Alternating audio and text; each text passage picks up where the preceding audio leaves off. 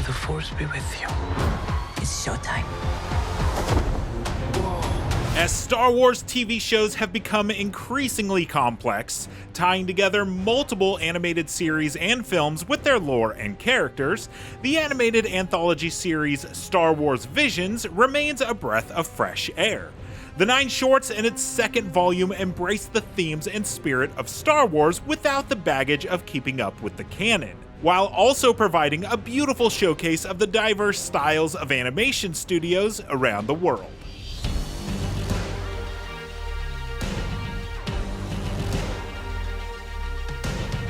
Even with their brief runtimes of between 11 and 18 minutes, each episode of Volume 2 manages to feel like a complete and powerful story, and many of them also seem like they could easily become pilots for a whole new series.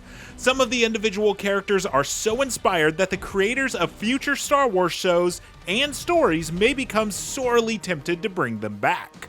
The first episode, Sith, is the most spectacularly beautiful.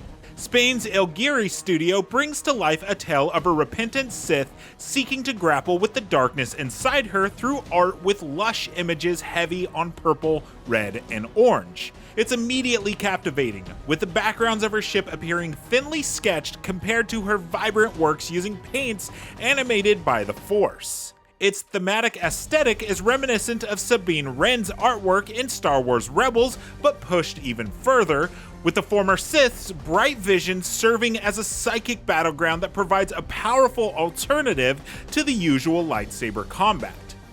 Journey to the Darkhead also brings novelty to the traditional Sith versus Jedi duel.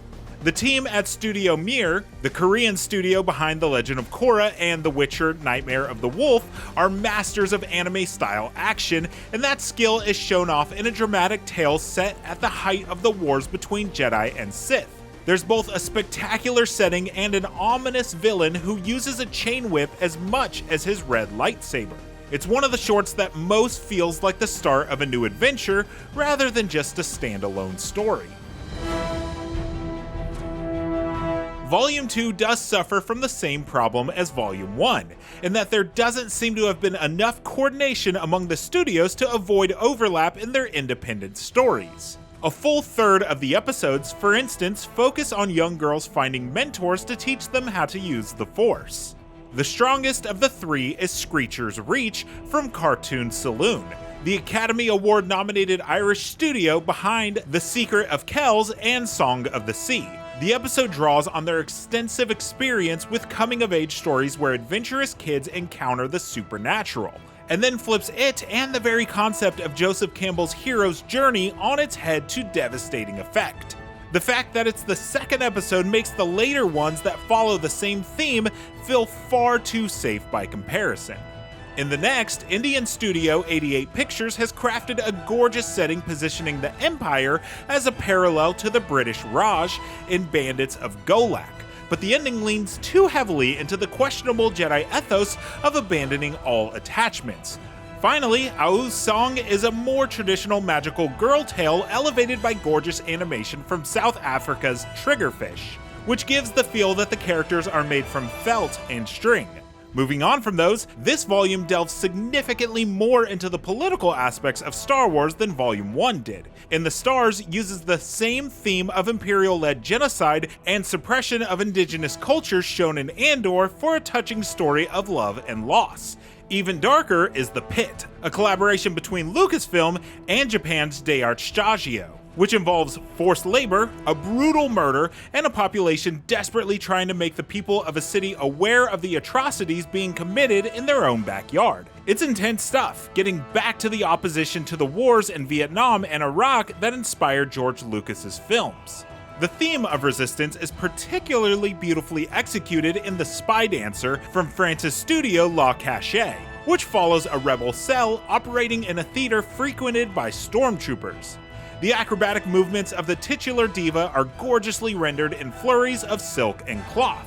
While the episode reaches a powerful emotional resolution, the Rebels' plot is never truly executed, making it feel like these characters deserve a second outing in a future volume. Fans of Volume 1's most novel story, Tatooine Rhapsody, will likely enjoy the similarly lighthearted I Am Your Mother from Wallace and Gromit animators Aardman. The goofiest story of the bunch follows a young pilot embarrassed to bring her mother to family race day, where the team to beat is a posh mother-daughter duo armed with their own miniature Death Star. It's a particularly nice break from the higher stakes drama of the rest of the series. While the themes of Star Wars Visions Volume 2 can be a bit repetitive, the diversity of characters and animation styles presented in tight episodes makes it well worth watching. Alternately goofy, political, sweet, and thrilling, the show celebrates the broad reach of Star Wars and provides plenty of characters and plots compelling enough to anchor their own spin-offs. For more, check out our reviews of Star Wars Visions Volume 1 and The Mandalorian Season 3. And for everything else, stick with IGN.